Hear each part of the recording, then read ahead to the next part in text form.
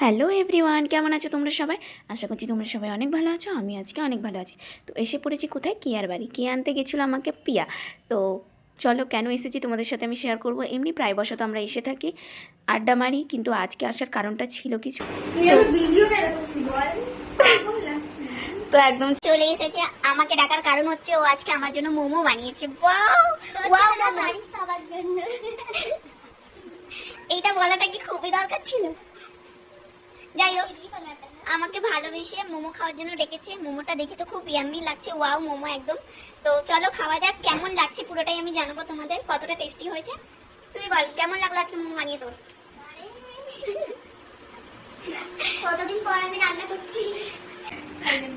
মানে সত্যি বলতে কি, সত্যি বলতে আমাকে রান্না করতে ভালো লাগে। মেন ব্যাপার এটা, আমার কোনো খুশিতে রান্না করি। এখনো তো যদি বলে বিরিয়ানি রান্না করে খাওয়াতে হবে, বিরিয়ানি রান্না করে বা তাহলে একদিন বিরিয়ানিটাও করে খাইয়ে দিস।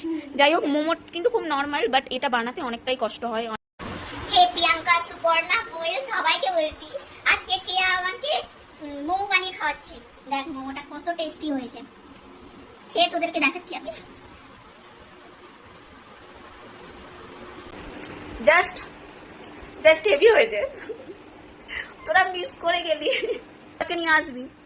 হ্যাঁ, তোদের বরকে নিয়ে আসবি, আমি করে খাবো বিরিয়ানি আবার। ঠিক আছে ঠিক আছে, ঠিক আছে, চল টাটা।